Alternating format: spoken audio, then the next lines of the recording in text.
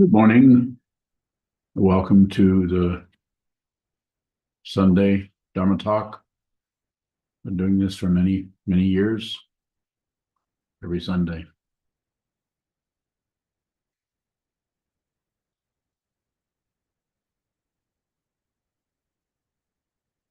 Nature of Mind is the talk title. The Nature of Mind. I have a couple of notes here. So, since the memory isn't always retrievable, or things in it are not. Nature of Mind. I wanted to talk about that a little bit, and to first point out that long time ago, many, many centuries ago, this has been talked about, discussed, and taught all the different lineages. Dzogpa Chenpo, which means Dzogchen, basically means the great perfection, and that's in the Tibetan. The Sanskrit is Mahasandhi, or the also great perfection. The Advaita teachings are non-dual. Mind is non-dual. It shows up as lots of stuff, but actually its fundamental nature, which this teaching and this teacher and the intention here is to encourage you to see, not to be somebody else, not to turn into some kind of a spiritual adept or something, but to see the nature of what this is that you're experiencing as soon as you get up, as soon as you go to sleep, in the middle of the night, in your dream, is not separate. There's no separate being there having that dream.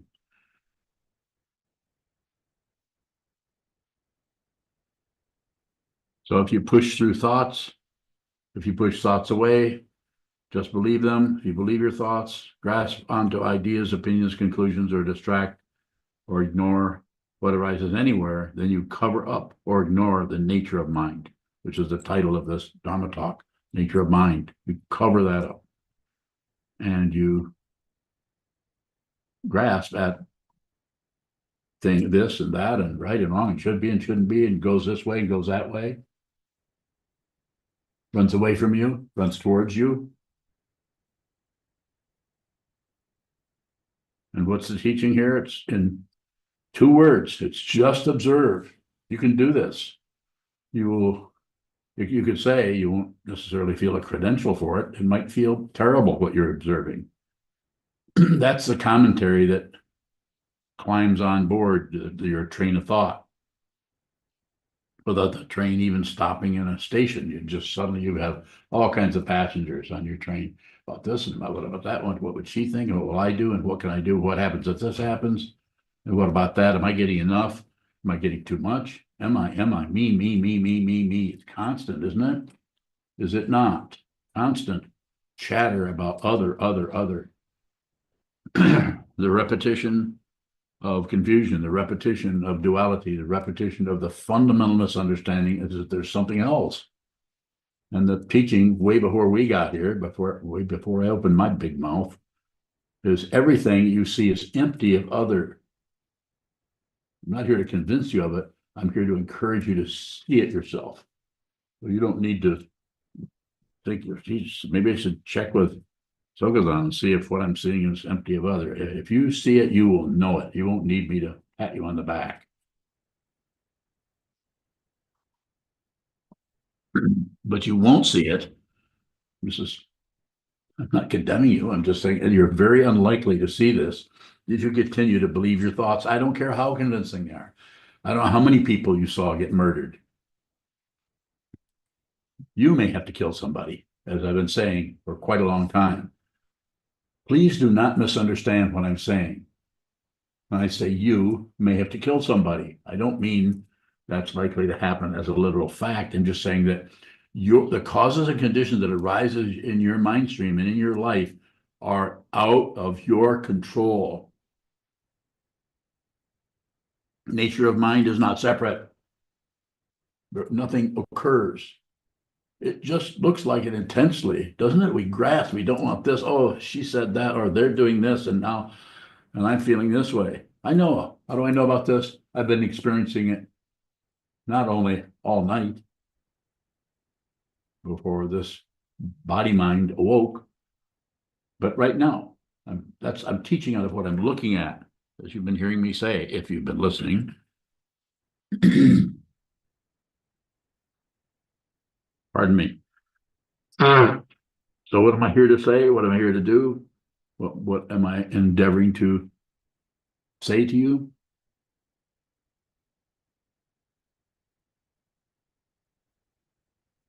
Just observe. And when you observe, as you observe what's coming this way, what you're gaining, what you're getting, what's jumping on your train of thought without being invited, without a ticket, or at least that's the way it looks. Actually, it does have a ticket. Anything that happens has a ticket to ride. Everything that occurs, it doesn't have a separate permission, but that could be a way that you could think about it so that you can stop fighting with things that occur to you and stop agreeing with things that occur to you. And of course, don't ignore them. Our whole community has been through a difficult time and still probably going to go through more difficult times, as the world is going through that, as our country is. Please, if you can, hold your seat. Shouldn't be too hard. Gravity will help you. Hold your seat and watch the movement. Don't join it, don't reject it, and don't turn away from it. The nature of mind is not to. Mahasandi. Zogpa Jempo. You don't have to necessarily do a lot of fancy tantric practices in order to practice that. Or you might. Maybe you need to do that. I feel, think, and understand that all you have to do is hold still and observe the confusion. You may need some other practices to help you do that. You may need to receive vows. You may need to practice the sevenfold Mahayana Puja. You may have to do prostration practice. You may have to just get your butt to the cushion, get your butt to the chair or to the seiza bench and sit down, hold still, and observe this. You don't have to send me love letters.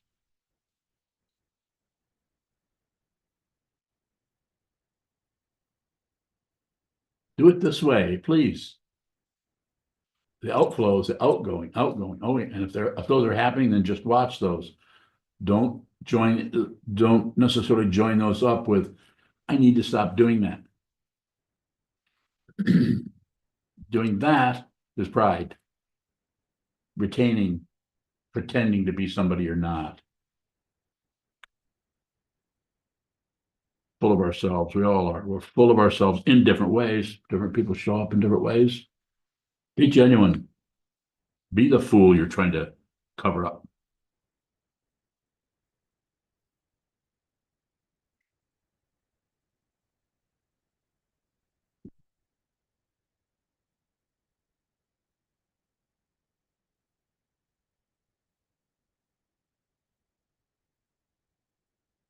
This can be done. Is it easy? No, it's not easy. It's very, very challenging and difficult, and it can get worse. Sometimes as you go along, it just feels like things are not going to improve at all. They're getting worse. And here you've been doing all this practice, all this meditation, and yet you still have all the difficulty flowing onto your back porch or down the hallway towards you. Just receive it if you can. And if you can't, if you see yourself pushing away or disbelieving or rejecting or going to war, aggression going in that direction, then if you can, then at the same time you watch the outflow, also observe the outflow. So watching it that's kind of like it, but all just observing it means that something is happening where you're actually allowing some activity in the consciousness that is tied up with pushing, tied up with that is also, you're seeing that. It's very much like backing off the movie screen of your life into the front row. And you're just watching your own insanity. Don't fix it. Don't correct it. Don't add anything to it, including judgment. But if you do add judgment, if you do outflow onto it, Then observe that as soon as you can through the sitting practice of meditation, shikantaza, you will be able to, it won't be a credential, it won't be a skill necessarily, but you will find that you'll be able to watch what's happening. You'll be able to get a little bit of, shall we use the fancy word there, objectivity. You'll get a little bit more objectivity. In other words, the consciousness is just doing what it's meant to do, is receive. Consciousness doesn't produce anything. And if it does produce something, it's unreal. It's an illusion. It's producing all of us. But does it produce anything? It does. Produces an illusion. But does it produce anything? No, it's unreal. It has no substance. Movies everywhere. Film scripts everywhere. One-act plays called your life. And it's going to end. Going to end. Maybe sooner, maybe later. Try to observe that. Try to make it an awareness practice rather than an accomplishment practice. Whew, hard work. You can do that. And I'm sitting here. My life is about helping you to do that, encouraging you to do that. It's not about getting your money or getting your allegiance or getting your devotion or getting. It's about encouraging you to see it yourself. That's what I'm here to do. That's what my teachers did for me. And that's what I'm here to do for you if you can receive that. If there are questions, I'd be happy to respond to them.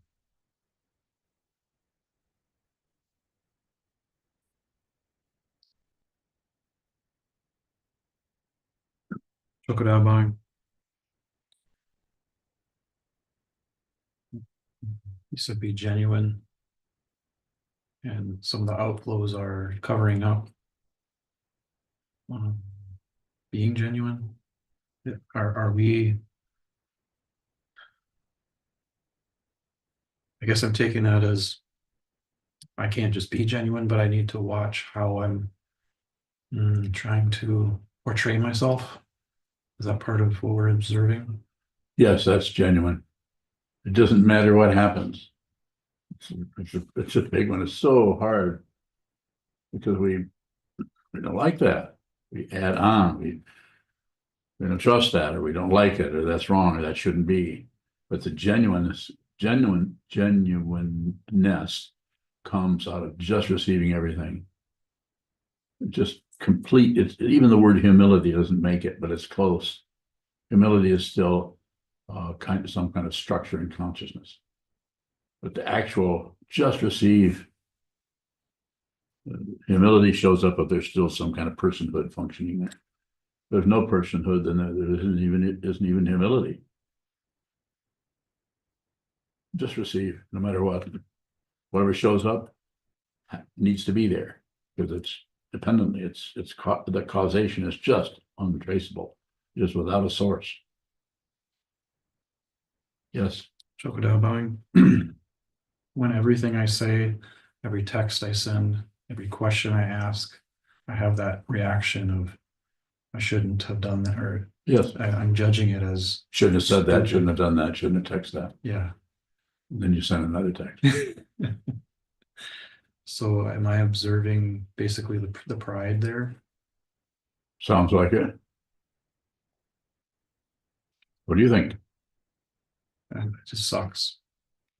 It just feels crappy. Yes. That's also awareness.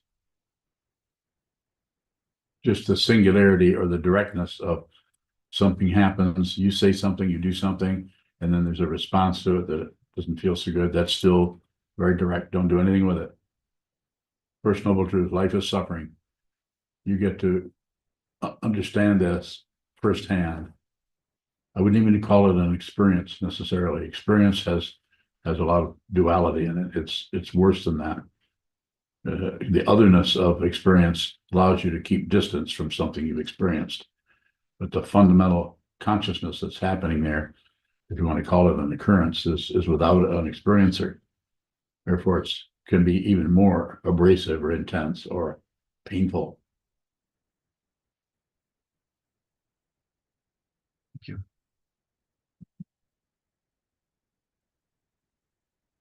Kodo, Goodbye. You talk about not fixing things, and you also said that a different way today. But what about, how do you talk about that with somebody when they're dealing with addictive behavior? Bowing. so they're in it with addictive behavior, and if they're calling it that, you're calling it that, or anyone's calling it that, then the variabilities and the differentiation between this and this and this and this and all the different things that show up that make it so complicated, all those things have to be considered a little bit at a time. The best thing, when I say best thing, I'm saying, oh, it's showing up here, and in this situation, when that kind of thing shows up in front of me, I just go very slow. I slow way down and try to relate to what seems to be like addiction or grasping or fixating on something, either through psychological things that are create attachment through hope and fear, or the chemical situation that can happen through someone's what the whole chemistry of addiction is happening there too. Needless to say, alcoholism and so on like that. So I would say just if you're talking to someone in that area, and that's what I'm gathering you're asking about, as I say, just allow them to not so much allow them, but listen to them as much as you can. Ask questions that you're not interrogating them, but ask them questions about how they're doing with it, how they're feeling, and try not to go into any advice areas. No recommendations about advice unless they ask you very bluntly, directly, and specifically on this. How should I do this? How should I do that? And you may be tempted to encourage them to meditate. I don't recommend that. I say, you've heard me say this before, make them drag it out of you. Don't put meditation up for sale to anybody. They might ask you, well, what would you do if you do that? Say, well, I have awareness practice, and that helps me if in fact it does.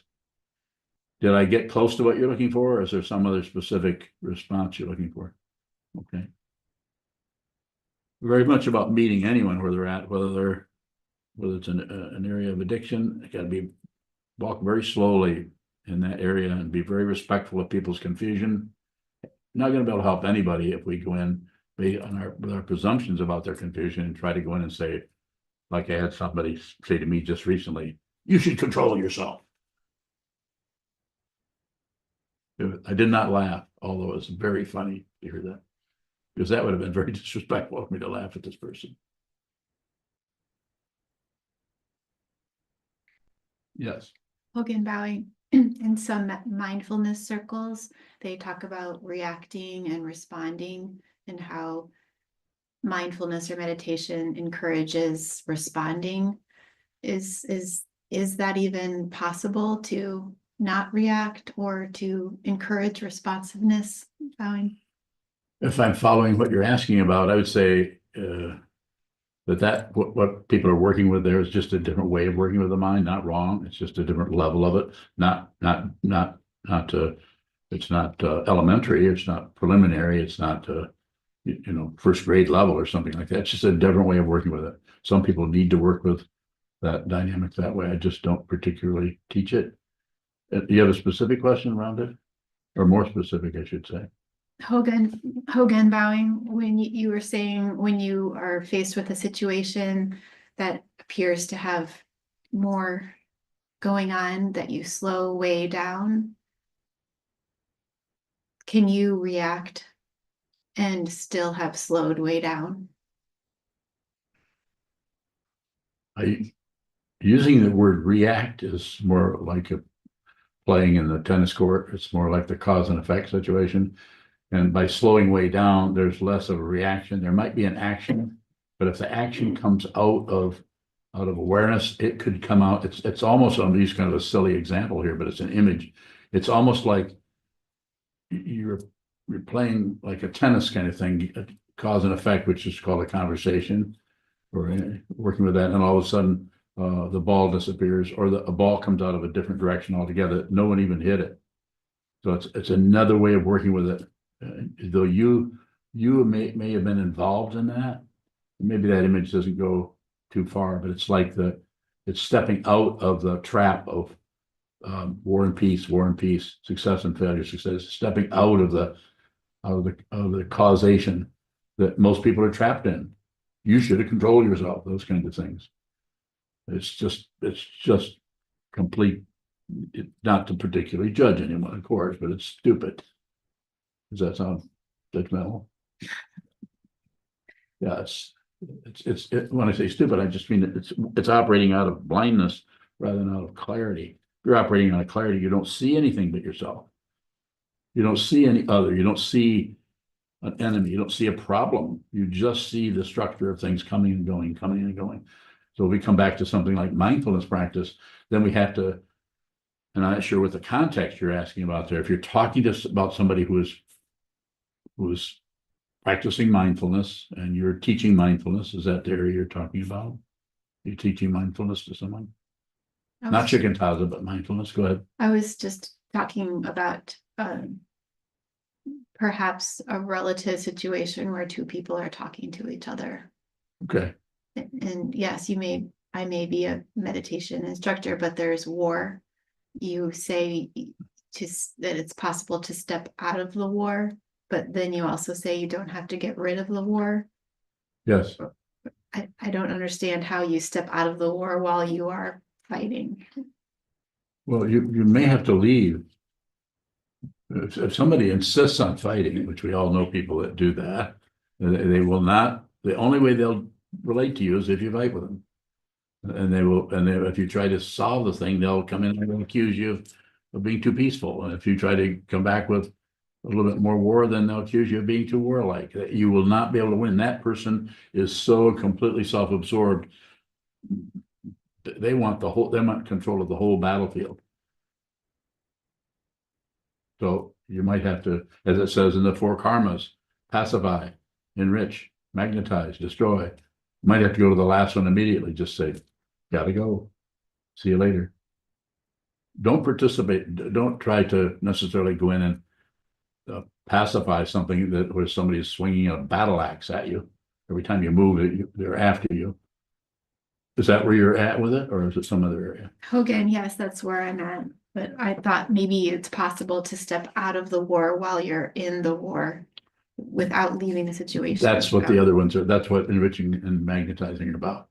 Enriching is to fluff up the warfare that's already coming at you. Just a way of talking about it. There's 15 variations on that, probably 50.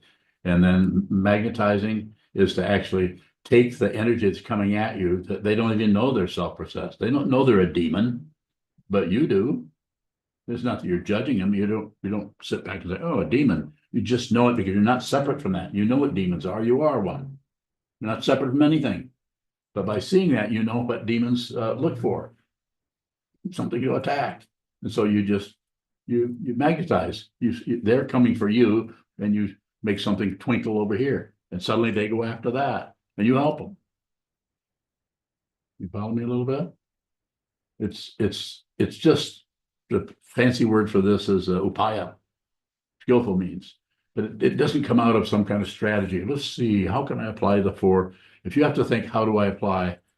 Drop it, and I would just leave the room or take a nap, really, or lose.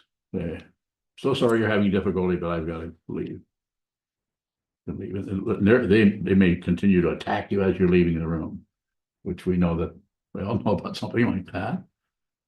Just more if you have it. That's a good area to go into. It's a difficult one to talk about, but it's one that we're all running into one way or another with interactions with other people who are, their crazy mind, our crazy mind. Our intention is to be kind and be supportive to others, and yet people will come in with their pitchforks and whatever, and will not allow you to settle down because if you do that provides them, that other person, with a mirror that they don't want to see that.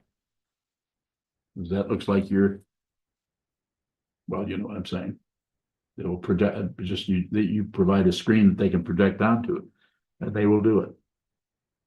Excuse me. Itchy nose. Be sure and record that, will you? But she knows. I didn't get that. Did you? No. Oh, good. Well, good. I'll blow my nose then. Oh, that felt so good. Are there further questions? David bowing. Naveed, go Um, ahead. do we cover up the nature of the mind by trying to understand and extract something out of the situation that we are in? Bowing. Very good. A little bit. If the idea is to go ahead and do that, go ahead and look and see if we can see what that is. We keep it very simple. It's when it starts to have several layers to it, where we try to go in. Then we become scholarly, not against scholars. And if you're probably if you listen to me for a few minutes and you're on the path of being a scholar or being scholarly, this will not work for you.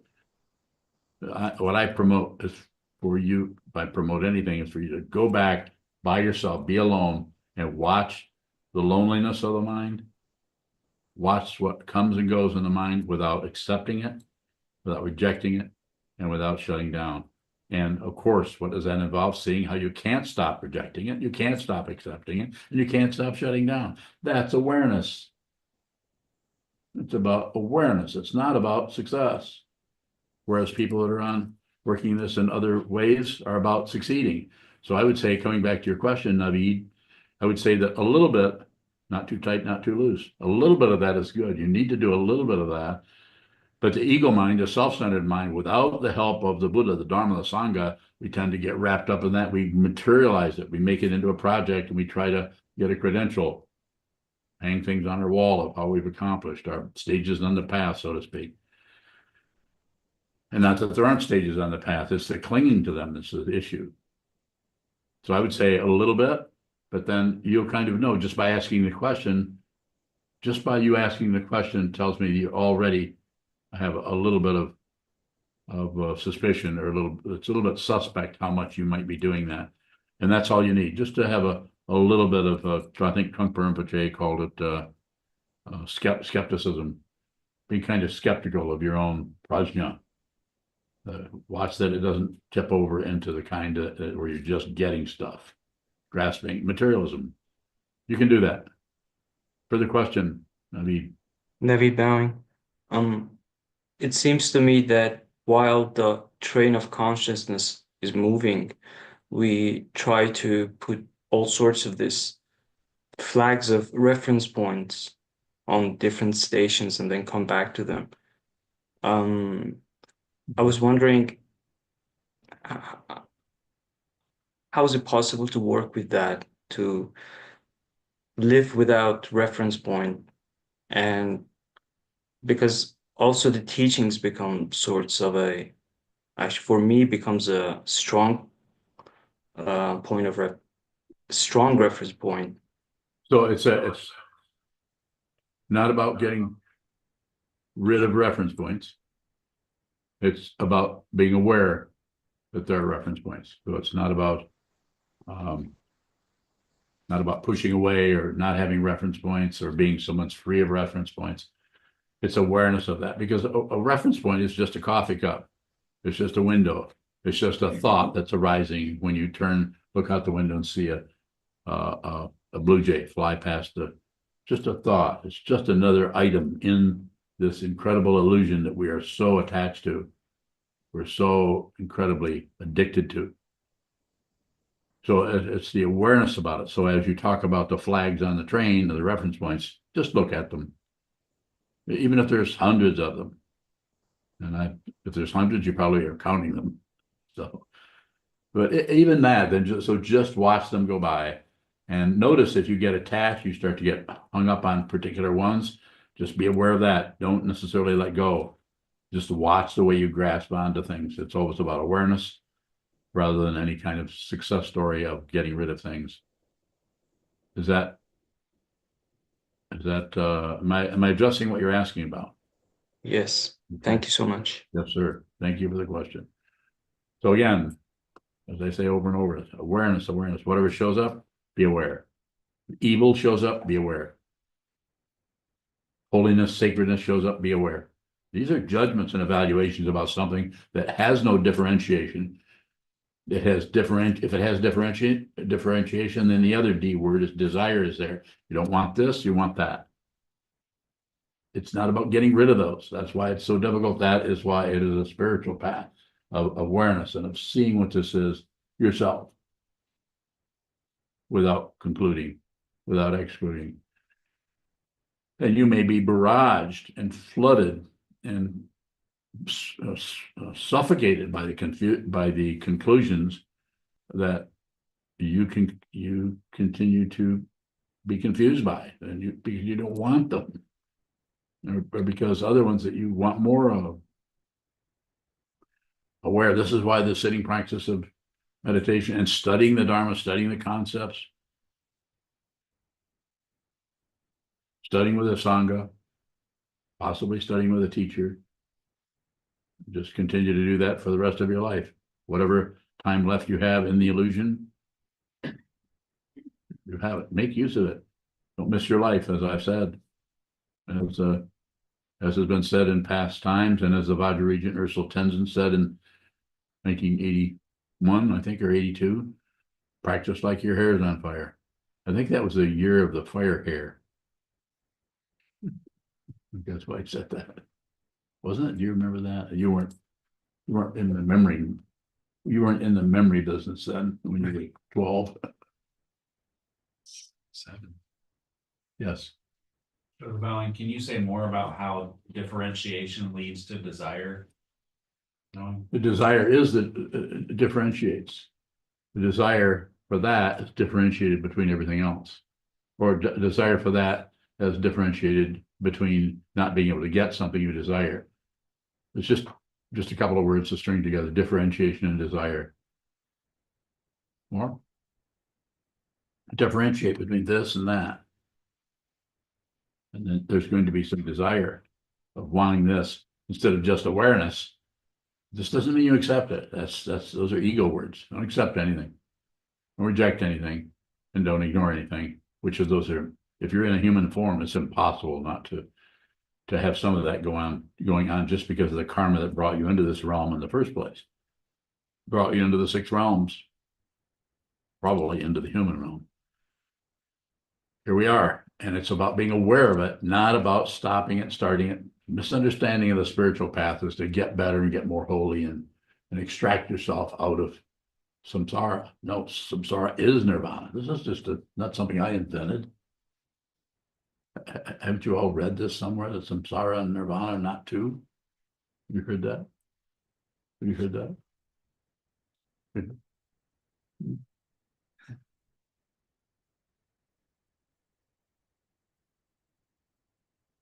Right. Go ahead, Jishin. Jishin Bowing. At the end of your talk yesterday, I made a comment referring to samsara. I said that it will never end then, and you said it never started. It left me after the meeting with the question, what is then returning home? Today, when you were talking, it was actually quite helpful. It seems to me that you took us a little bit deeper. So my question is, am I at home when I'm receiving what is in front of me? Bowing. Yes. Thank you.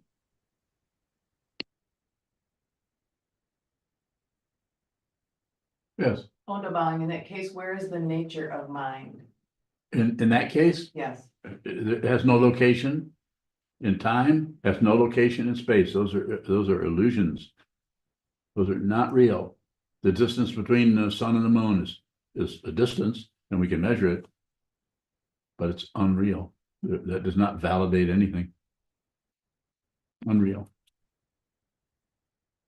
Look at the distance between one thought and another, and that gives you gets you a little bit closer to the way that ultimate reality cannot be measured. The distance between the memory of sitting, and when you were a child, sitting up in the tree and watching the birds. And 3 or 4 hours ago when you were sound asleep. 2 situations, no distance between them. Distance is an illusion. The actual situation itself is an illusion. The memory of that sitting in the tree is an illusion. This very situation we're in right here, this is unreal. Even to say, be here now or something like that is misleading. Fine, so when you say, you're talking about the nature of mind, Yes, are we all witnessing it right now? Are we seeing, as long as you see that what you're witnessing, when I say as long as, what you're witnessing, you're not separate from, so you're actually seeing what you're seeing yourself. There is no self, there's no solid separate self, but there is this. And you can't really go any further and say, well, this is the self, not necessarily. But you're looking at it, it's very mirror-like. what about, so then are you seeing the nature of mind? And we are not? No, we're all seeing it. We just misunderstand it. You're all looking at it. And the reason I'm saying it this way is to try to help you not look for something else. Or not to look for something that you'll suddenly see there. It is actually what you're looking at, not what you think about what you're looking at. So it's actually what you're looking at. So if you can look at something without thinking, that can be helpful. But you can't really stop yourself from thinking, but you can only do what? Be aware that you're thinking, which we were talking about earlier today, this morning. Just to be aware that that is happening. And you could look closely and say, is awareness of thinking? Or is awareness of thinking about thinking?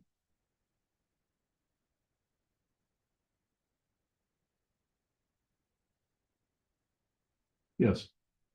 Liam from Houghton is asking about forgiveness.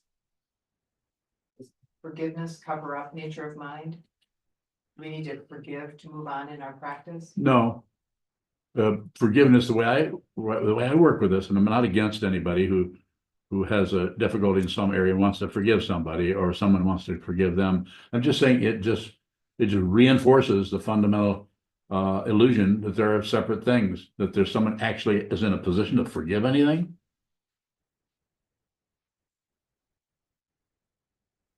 It's an illusion. So I'm not saying that you wouldn't say to somebody, oh, I'm sorry, I didn't take out, I said I was going to take the garbage out and I didn't, I'm sorry. And then you forgive them. We wouldn't say forgive. Oh, that's okay. I got to it. I didn't, I noticed that wasn't done, so I took care of it. It's okay. There's kind of an interaction like that. So that simple kind of cause and effect that happens in our everyday life, that's fine. We need to do that. But to think that you're in a position to actually forgive somebody, it just creates more delusion and more superiority. You're the one who forgave the poor helpless person who couldn't help but abuse you or offend you or let you down, or all those. It just creates more chaos. More, it emphasizes the original misunderstanding is that there are two things: someone who did something and is at fault, and somebody else who was done to them, and they're the victim. That's just not true. Prisons are full of people, and our court systems and everything are full of people that buy into that stuff. Our whole society is run that way, and need it be run that way? Probably until there's some kind of deep understanding. We're going to need to have courts and right and wrong and laws, and in order to work with the potential chaos.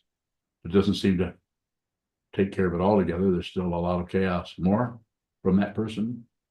Is it Liam? Thank you. Very welcome.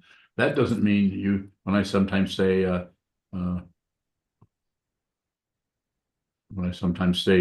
apologize once. That means you actually, whoop, I'm sorry, I didn't take care of that thing I said I was going to do and I let you down. Sorry about that. Apologize once. That's actually, some sincerity there about letting someone down, but apologizing more than once is more about you wanting to extract a forgiveness from them, and that just creates more chaos. Maybe not right at that in that particular juncture, but eventually it just doesn't help. It's circular.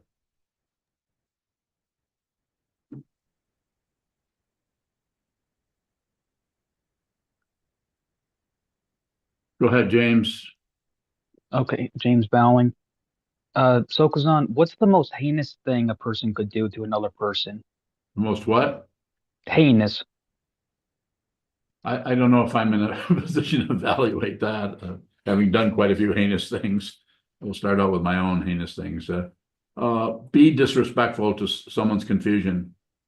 That's pretty, to not really respect the difficulty that other people are having with their life. That's why they're acting so vicious, chaotic, or aggressive, or mean, or destructive, because they're suffering and they succeed. The interesting thing about relative truth is if you take your anger and you just blame someone else, your own anger subsides and you have a kind of feeling of being, well, I guess I showed them.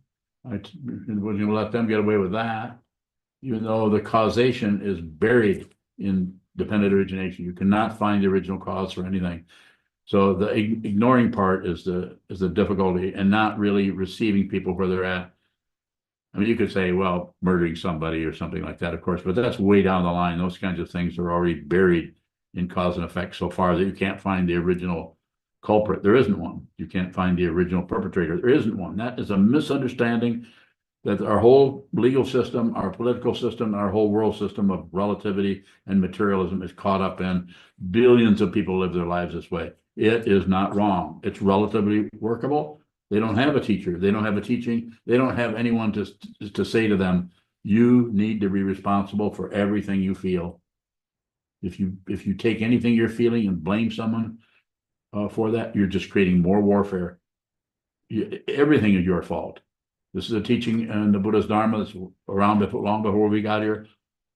Drive all blames into one. In other words, see that everything is your fault. You're responsible for everything.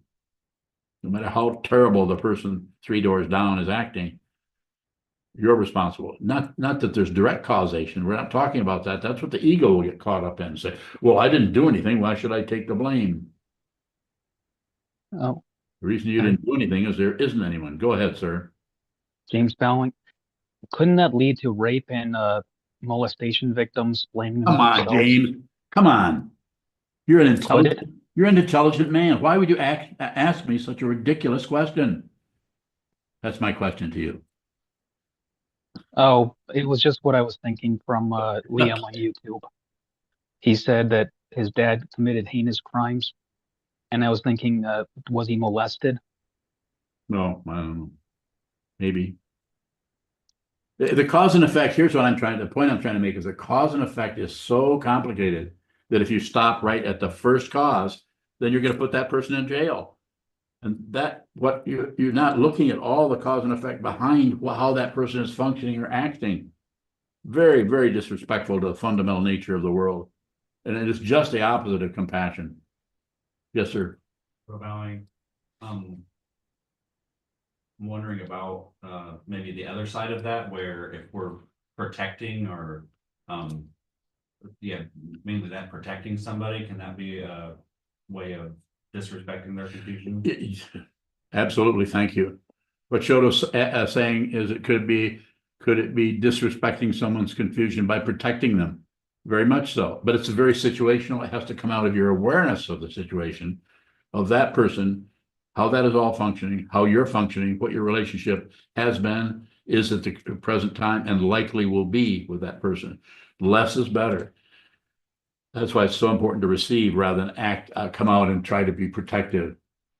Quite often that's about anybody who's trying to protect someone else is trying to get a credential of being helpful, protective. A lot of people that are in helping professions are doing that because it's ego. They want to appear helpful. Not that we don't need their help. Of course we do. We need nurses and doctors and lawyers and all those other guys.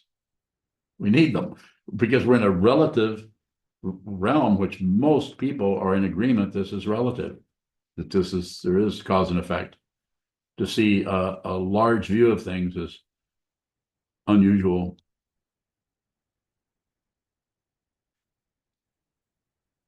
Yes. Martin, I think. Who? Martin, I think he's from Latvia. He's asking, how deep is grasping? Good question. So we're back to measuring something, and I would just say it doesn't have any limits. But it's only limited by the grasper, the intensity of the identity of the grasper. Then it can be difficult. There's some historical examples of grasping that is extremely deep. I mean, you could take it either direction. You could take it to the Second World War, the grasping there. You could take it to the war between two countries, the grasping to win, the grasping to control, the grasping to protect. It's just powerful. So it doesn't really have a particular measurable limit to it. Undervaluing, it seems like hold I have on my identity. What I'm looking at on the cushion. I can't imagine seeing through it. So what needs to be looked at as far as is the grasping itself, rather than trying to get rid of it or trying to see through it, trying to accomplish something. Because then we're looking for a credential. We're looking for proof that we're seeing through it. How would it look to not have an identity? The very thing that you're looking at is the illusion. The very situation we're looking at, this is the illusion. Like I sometimes tap on the tabletop. This is the illusion, not some kind of wispy thing. So it's about looking directly at it and not adding, subtracting, or dividing. And that seems to be a process of noticing how we continue to elaborate, congratulate, eliminate, and obfuscate. 3 poisons again. Passion, aggression, and ignorance. More. Shoto. Shoto bowing, is there a kind of relaxation on the path, if not progress? Bowing, Relaxation, that what? instead of progress, is there a kind of relaxation on the path? Yes. Yes, the relaxation might not show up as so much as relaxation, because you still may have chaos coming and going. It's like you're like an empty hallway. And sometimes because of causes and conditions, things come flying down the hallway that are not particularly relaxing, and they're painful and they're difficult. And there's sometimes an impulse to stop it or do something about it. But if you're on the path and you're beginning to have a deep understanding of the nature of what this is, you won't fight with it. You won't object to it. You won't agree with it. You won't do much, but it will still be uncomfortable. That doesn't mean you wouldn't 10 seconds later, 10 minutes later, 10 hours later, go right back to relaxing as if nothing had occurred. No reference point in the past for anything. I'm not talking about 10 seconds ago. I'm saying a fundamental grasping at some kind of reality that you continue to return to with resentment or fear. What if that happens again? You don't care what happens. I don't mean that dismissively. It isn't like you don't care, that kind of dismissiveness, but you see that because of seeing that everything that happens is unreal, it's dependent, there isn't. And then we notice how whatever we have in the area of consciousness that still feels like somebody, we start to take things personally. He, she, they are doing this to me, or doing it when actually they're just trying to get rid of their discomfort or their suffering so that they can be happy. We can all think of anybody writing this sangha, the people, and if you've been here for a while, you almost have an intuition of how each person works with their suffering, including this guy. We try to deal with it, get rid of it, or work with it in some way, or possibly understanding will come up without any outflows at all. More. Shoto bowing.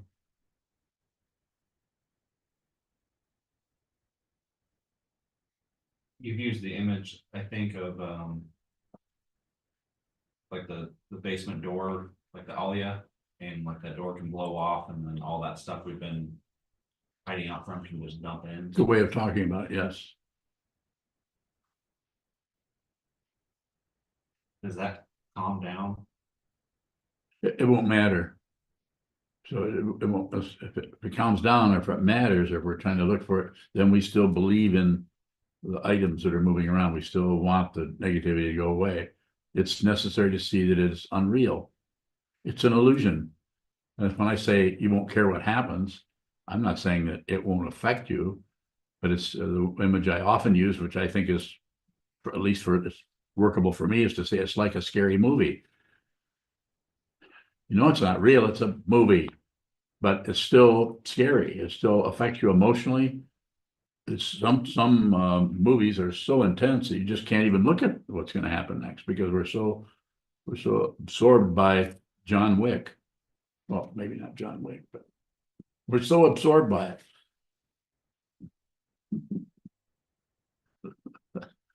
it. We're so absorbed by it that it's actually humorous that we would be concerned about somebody on a TV screen or a computer screen or something that is acting something out that is in danger, and what's going to happen next? You know, eating our popcorn or our pretzels. Go ahead.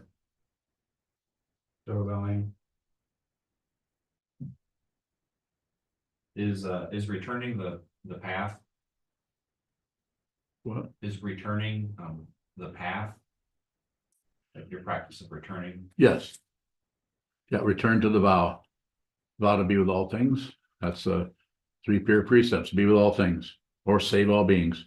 Put others before yourself. That is so hard, especially when the person standing in front of you is accusing you and mocking you and making fun of you and doing everything they can to trigger your anger, so that they don't have to have the anger they have. They can get you angry, or get you this or that, anything.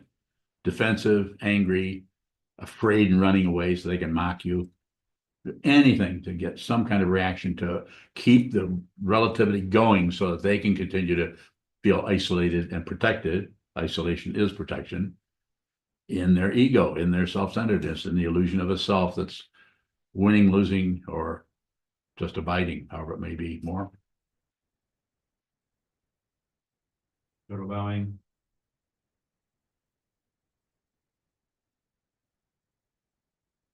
Is there a point, I don't know how else to ask it, where we stop having to return? Do we stop leaving What? when we're returning, or what is leaving? Someone leave? Who left?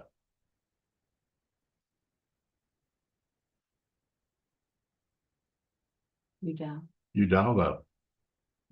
Did she go to prison? Did she do anything wrong?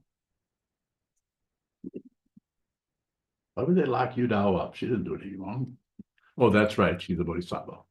She went into a prison to save all beings, starting with people who are locked up in the hell realm. Did I get to what you're asking about? I'm trying to be, yes, What are you trying to?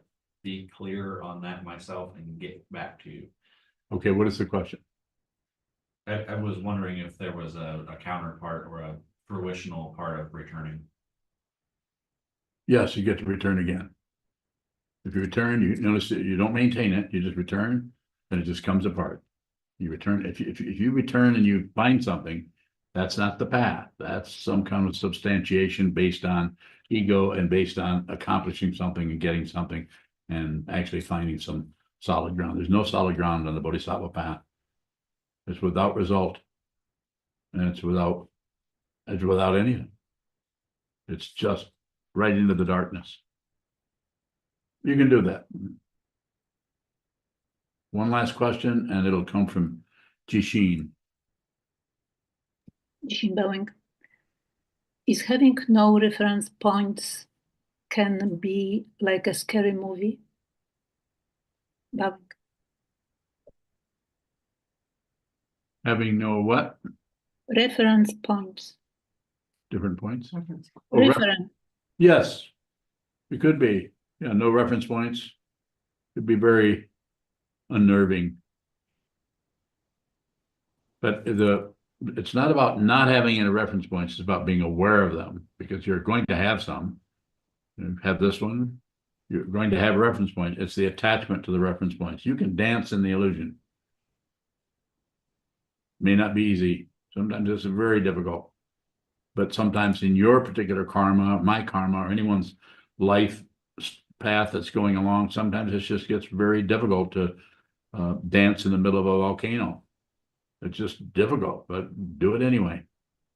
And how do you do that? You just feel the heat. Jump out of it. Don't go anywhere. Receive, receive, receive. Observe, observe, observe. Thank you so much.